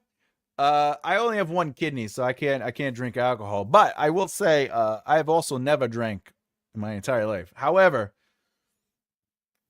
based on my current health situation, I wish I did try vodka. His Pepsi is actually Coke. That's right. It is Coke. It's better than heroin, though. That's what I would say that. Oh, that's fancy. That's fancy. Brandon Sanderson signed a deal with that. Yeah, I know. Oh, yeah, that's some news. Brandon Sanderson's Mistborn series and also the whatchamacallits, the Stormlight Archives will be I think the Stormlight Archives are becoming movies, but the Mistborn is becoming a TV show. I believe I can fly. That looks cool. That's interesting. Like, why would that even be needed? All right. Oh, let me do my spiel. If you don't know, I got 3 books available currently. We have the epic fantasy Death of a King is currently available exclusively on Patreon. Remember, you can go on to the Scribe tier. On there, you'll be able to see the book unfold. I show the short form, the extended, the short form and the extended outlines. I go into the 0 draft outlines. I go into the first draft, and of course, you see the 3rd draft. It isn't the polished draft that's going to be published, but I educate. I talk about what I'm doing, my choices, and I basically give you advice on how to approach your own book. So it is an educational tier. I am currently working on a video series called I don't have a name for it, but ultimately how to write your prose, how to write in general. That will be attached to the Scribe tier. So you're going to get that. If you didn't know, this book is currently available, the 27 plot point outline. It is hardcover only currently. It is 100% available. I also will say that the cover is pristine now. It is. When plot meets story, it looks nice. And if you didn't know, the first book in the 5-book series is out currently. How to be successful for authors, writers, musicians, anybody in the entertainment industry. Basically, it teaches you how to build the foundation for longevity. Other than that, please subscribe to the channel if you love what you have been watching but haven't done so already. And remember, the likes, comments, and shares of the video is absolutely super supportive, and it helps the channel grow. We have been killing it. I was just looking at my videos, my video hours when I first started. I could barely do 30 minutes on a video. Meaning, like, over the course of a month, only 30 minutes were watched. Now, videos are averaging 20 hours. 20-hour views. And that's all because of you, everybody watching, everybody supporting.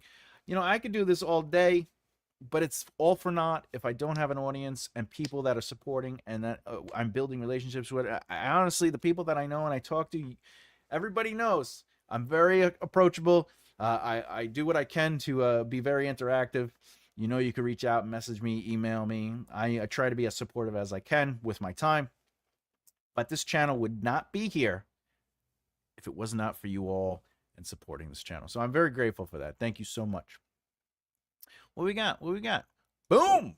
My creativity sparked trends to hop between different stories. I want to focus on one or two at a time, but then my mind starts to wander to other things I have worked on. But as soon as I get the 27 PPO, Sean, I get it. I plan on sticking to one primary story. This is something that has helped me. If you're writing something and you get another idea, it's okay to sort of like outline the short form outline. Just get out the quick idea. It'll satisfy your mind. But if I were you, if you are having trouble, set those time blocks. Do 30 minutes on your story, do 30 minutes on the outline or another story. If you want to do an hour on one story and then 30 minutes on another, you're allowed to do that. You do not have to do these.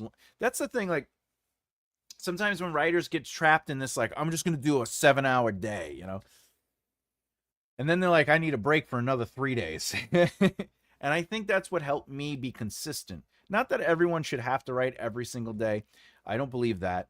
But if you are finding yourself falling back or not getting to where you want, or you feel yourself getting distracted, those time blocks really help you focus. That's something to think about.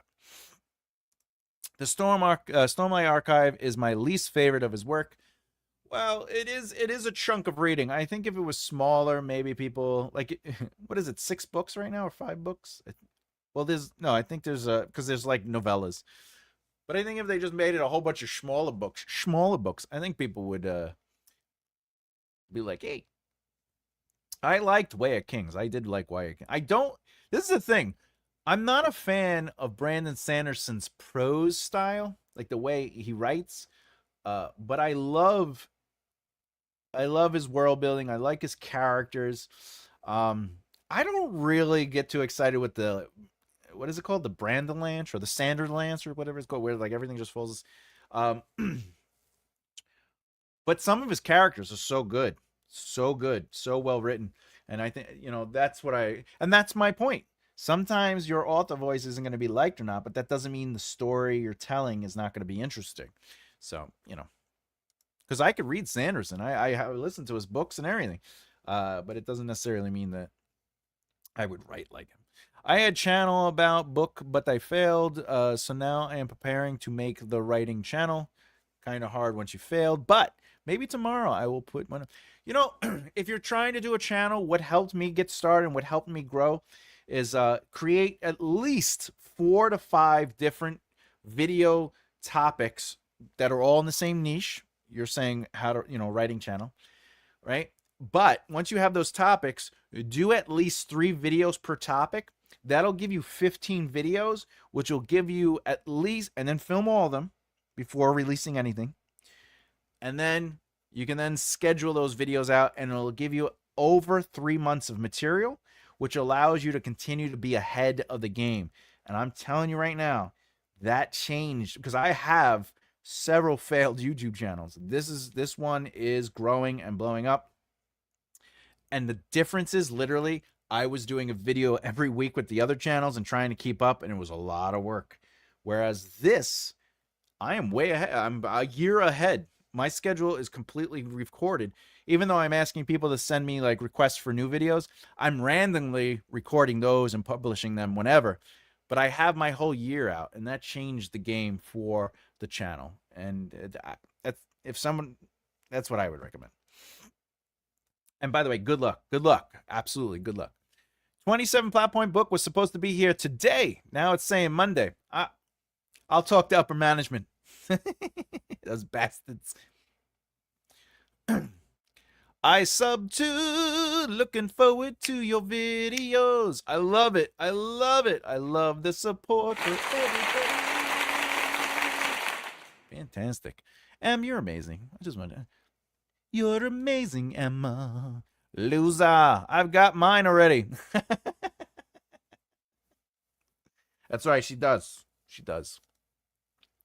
And if you're not following Emma's channel, she is doing a series where she is outlining one of her newer books using the 27 plot point outline, and she's going to have me on to talk and bust my hump on some things that she may agree or disagree on. So that's going to be a fun interview. Also, as a surprise, tomorrow's Write a Book with Me series will have Emma on as a guest. So if you enjoy Emma in the chat, you'll enjoy Emma in the chat.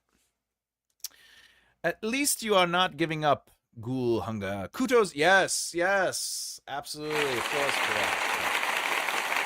Persistence is the key. Persistence. Are you Thomas's long lost twin brother? We might be. We look alike. We have the same hair, right? Because his profile, he shows us. Is that what he looks like? Right? Because his hair is like curled in the front. Something like that. Oh, the hair. The hair is so hot. And let me put my hair up.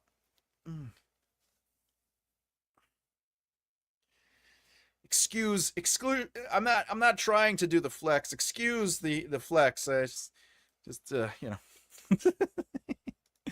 5, but each book is huge. Yeah, they're massive. Those books, the Sanderson books, are massive. We might be twins. I think Sean is a little taller than me. I'm 5'10". Are you the better looking one? Sean is definitely the better looking one. I have the problem of looking like myself. Or film and edit the day before your video is out. You could do that. You can film and edit the day before. You could do that. There's no wrong way. There's just only ways, you know.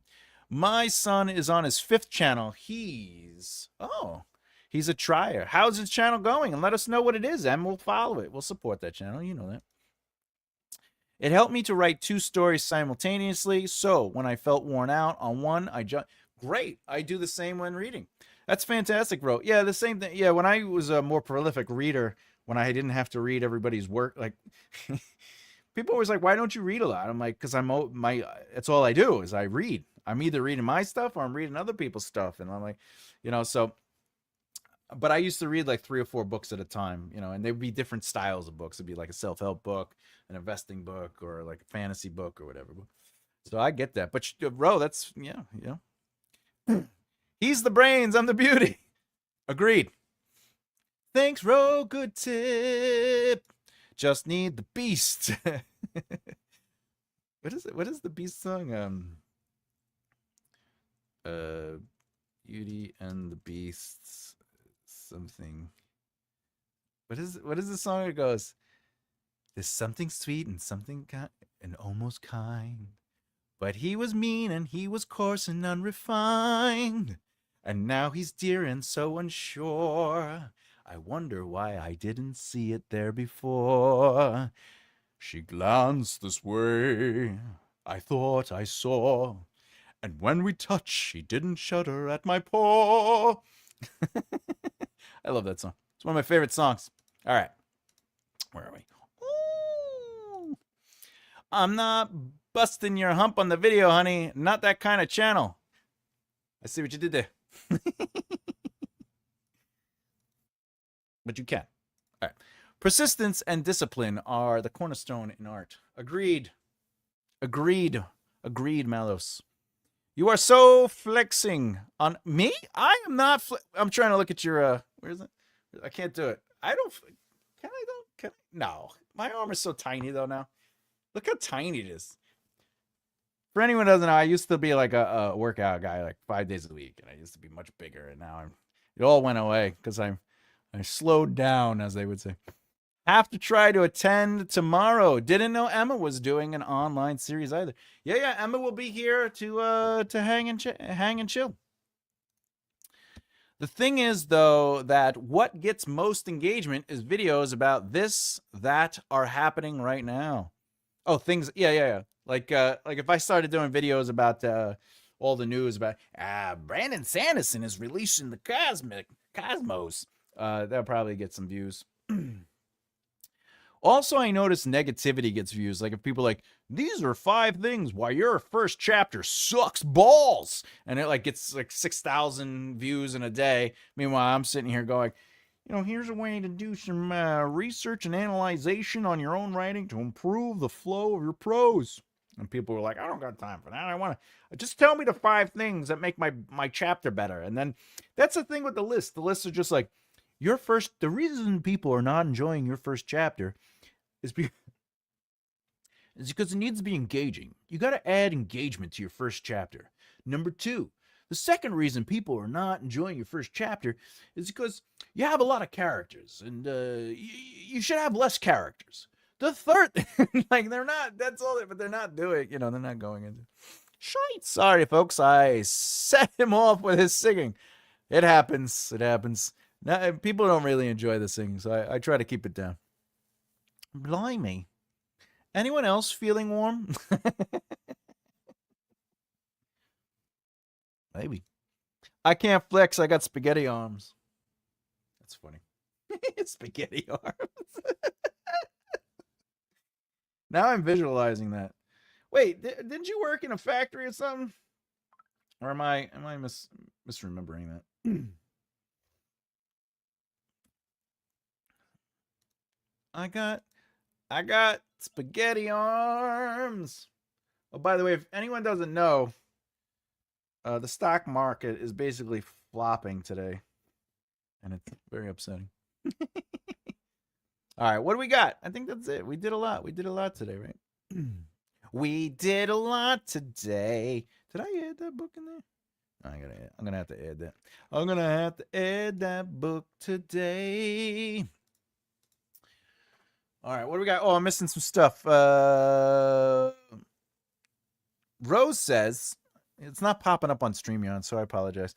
Rose says, what are words for when nobody listens anymore? Missing person. What are words for when nobody listens? I don't know. Emma says, spaghetti arms. This is my dance space. Ghoul Hunger says, oh, Joe, he likes to repurpose characters. He does. Viga, Logan, Vermeer, Balzanar, Freyo, and that elf. As all others integrate goes on. It is okay to bring back character traits. I think so. There are a couple character styles that I like to write. I think the secret to making them uniquely different is making sure that their positions, the things they believe, are different. Because you could have like the quirky sidekick slash, jokester. 100%. There's nothing wrong with that. But it's their positions, the things they believe in, and as much as they believe or as little as they believe in, that makes that character uniquely similar. Because don't get me wrong, Samwise Gamgee is like in every epic fantasy. It's not Sam, but it's basically the best friend, the ride or die character, the one that is the emotional support. Like that character exists. So it's all right. Oh, everything's popping up. Oh, good. What are words when nobody listens anymore? Missing person words. That's funny. Spaghetti. And yeah, that's what I was just talking about. But like, you can absolutely use the same style of character in different books. It's just make sure you change their positions so they're not identical characters. Why do you say blimey in a Cockney accent? Blimey! Oh, that's terrible. That was terrible. Apparently, I'm Cockney. Are you Cockney? No, you're not Cockney. You are not Cockney. Wait, Emma, are you? No, you don't. No. I would. Would you? Well, I don't know. You live there. Are you posh? The other reason people are not liking your first chapter is because they are watching my videos on why they don't. Oh, 'cause you're from England. Oh, our mother language. Our mother language. Aren't you Scottish, Em? Of course I am not Cockney. I'll keep that to myself. All right. So next week, are you covering a book by Finch? I am not. What am I doing next week? Let's see.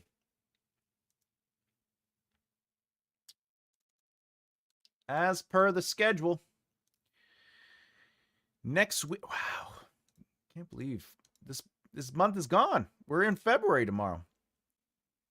Next week, I will be doing Saturday will be a video on handling success as an author. So that should be fun. I should have a lot of fun with that. Also, I have a video coming out. Afghani, I don't know if you're still in the room, Afghani, but Thursday, I recorded your video. It will be out Thursday on when you fear your story will get boring, so you rush the pacing. I did that video for you. That video will be out.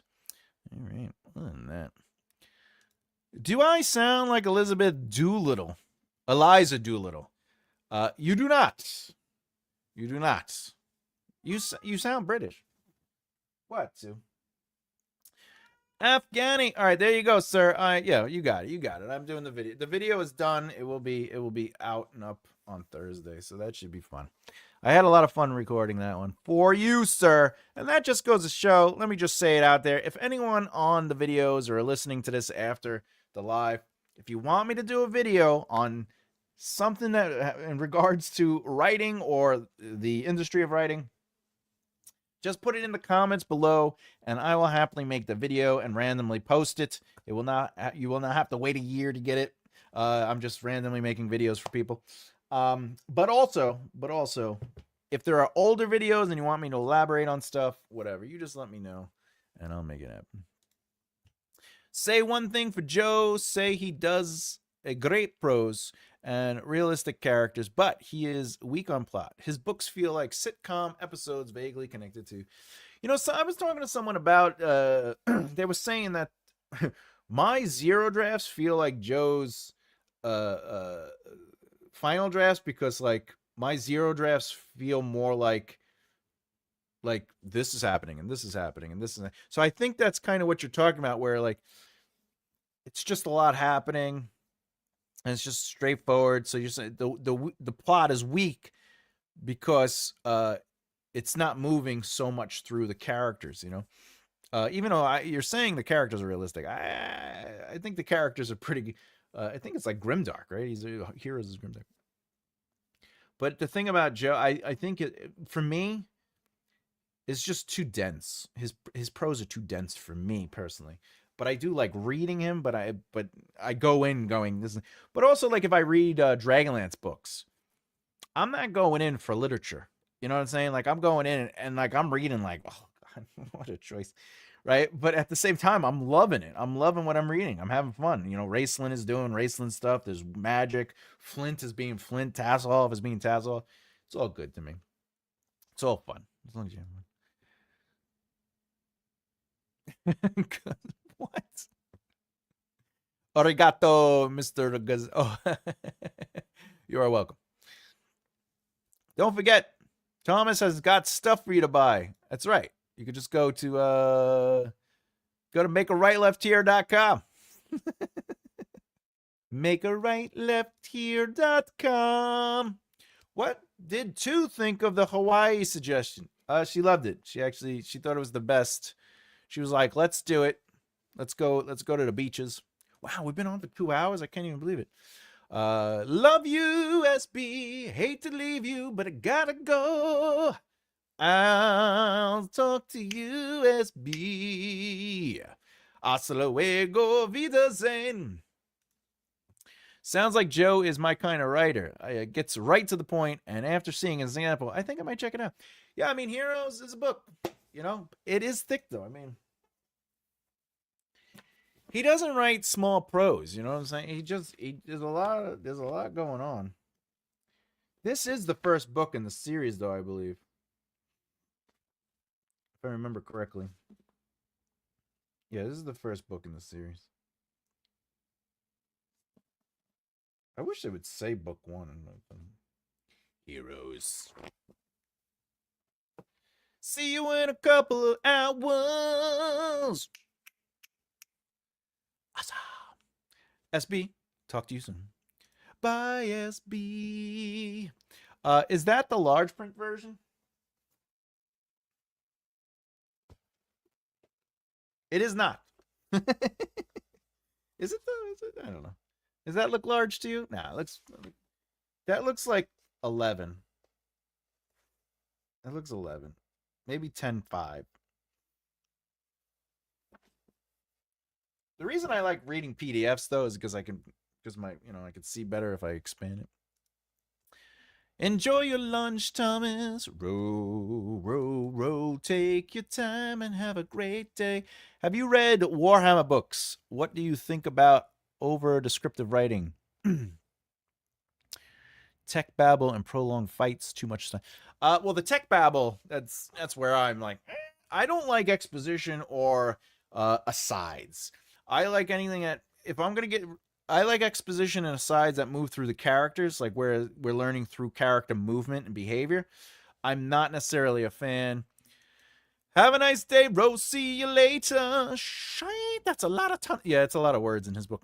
I have never read a Warhammer book, but I know about Warhammer. My friends are all back in New York, they were all into Warhammer. I do not like over descriptive writing. I like descriptive writing, even if it's thick, not over writing, but if it's thick descriptive writing, if it is still moving through the characters and maintaining forward momentum. I need narrative momentum, or I'm like, why do I care about the history of this tree? Or great, the paint, it's paint over paint. Like, I don't, unless it is doing something narratively and maintaining movement, I don't mind if it's just a thick, dense exploration of detail. But I think everything should have a purpose, and it should constantly be moving narrative forward. That's what I feel.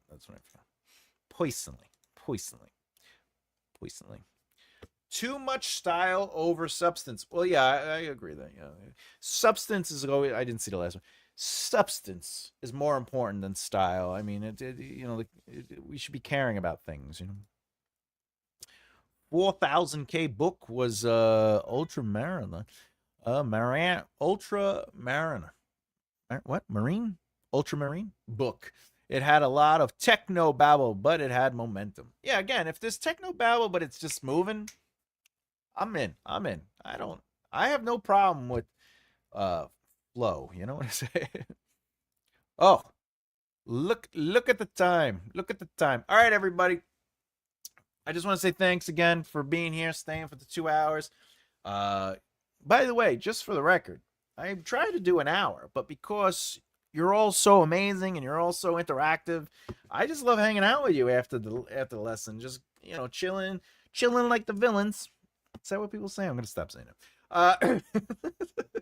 But I had fun, and that's why I stay the extra hour. But it is 4 o'clock. I do have to eat something. Maybe get some more water into me, Emma. I'm gonna get some more water into me. And plus, I gotta pet the cat. Other than that, you know how it is. Oh, I'll see you tomorrow, Em. Hey, one of the main Space Marine legions. It's a big rabbit hole. Oh, I'm sure. Thank you for everything. It has been nice listening. Hey, be good. Thank you so much for coming on and hanging out every Saturday at 2 p.m. Eastern Standard Time. We do a live. So even tomorrow, I'm doing a live. So be good. Yes, the cat's name is Two-Face. To everyone, so much love. Thank you again for coming on and hanging out with us. And as always,